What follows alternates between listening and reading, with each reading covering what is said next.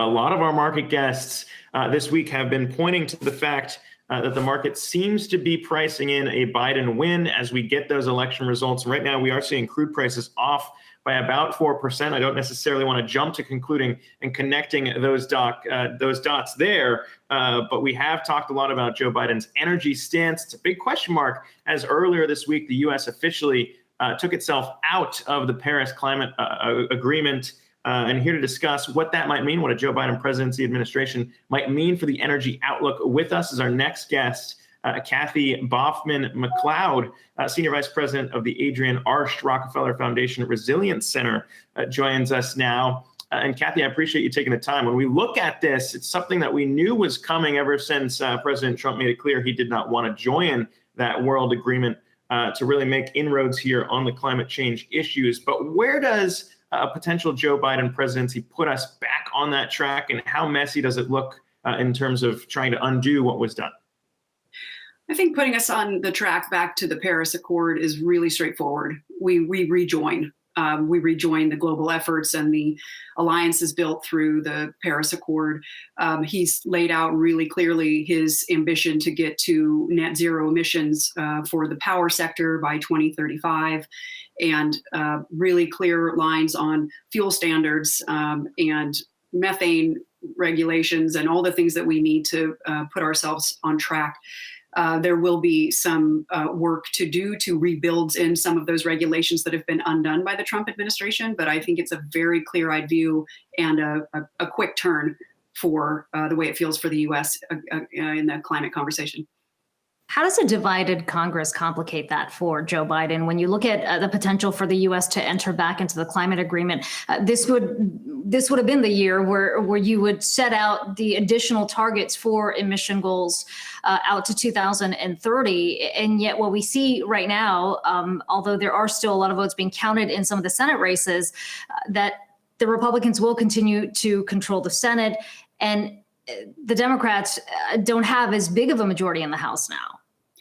I think the way it will feel after we get to clarity on this election will also change the way it feels to have those conversations between Congress and the new president. And the famous skills of Joe Biden to make deals in the Senate is not lost on lots of folks looking at what are the odds of working across the lines when we've seen in the past 4 years how difficult, intractable that has been. I think there's some optimism about that ability. There's also the push from the business and corporate community that this is the direction that we need to go, and this is the business certainty that we need. And so I think there'll be some push from corporate partners and energy companies saying we're ready to do this. Yeah, the question there, I mean, the blue wave didn't form nearly as strongly as people were expecting, it looks like. But on that front, obviously, investors have been trying to figure out how to play this. Solar stocks, you look at First Solar, that stock's up more than 10% in the last 2 days here. It does seem to be, I guess, the expectation that Joe Biden's going to be able to do a little bit of that shift over you're talking about, away from fossil fuels over into some of these renewable energy types. Talk to me about that, and specifically there, I guess, how big of a role those renewables are going to be playing if the administration can do what they want. Well, even in the Trump administration, the biggest job growth in the energy sector is in wind and solar.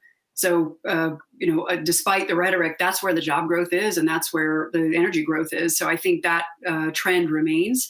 I also think that the signal from the Biden administration about their climate ambitions only infuses more enthusiasm for the policies that support renewable energy and scaling it, and the price just keeps coming down. And so I have to say, it's a pretty, pardon the pun, sunny outlook. Hey, listen, I'll allow the pun. I'll allow that pun. I think that works well. Kiko, you have one more? Yeah, Kathy, when you look at the discussions that have happened under this current administration, sure, they've taken a backseat on climate, and yet the temperatures have continued to warm. We're looking at one of the warmest years on record this year, 2020. How aggressive do these new emissions targets need to be in order to keep pace with the actual change that's happening? Well, the science and the facts are that even if we met the Paris Accord targets, if every country met the accord, we'd still be warming. So it is dire. It is a climate crisis. And so yes, we need to rejoin, and yes, we need to invest in the transition and the renewables, but we have to get to zero immediately for us to not have the human and economic suffering that is just growing exponentially, as we speak, in hurricane number 5 that hits Louisiana, or whatever, the heat and the smoke and the fires of California. The costs are just piling up, billions and billions that we don't even know how much they cost. And so this will need to be accelerated based on the science of where the planet's heading. Yeah, not to be lost on that front, a lot of our energy guests were pointing out that maybe Joe Biden being so aggressive may have cost him Pennsylvania when we think about the energy sector and those jobs tied to that there. It doesn't look like that might be the case. We'll see how the election results come in from that state, but we'll leave that there. Kathy Baughman-McLeod, Senior Vice President of the Adrienne R. Rockefeller Foundation Resilience Center. I appreciate you coming on to chat. Thanks so much. Thanks.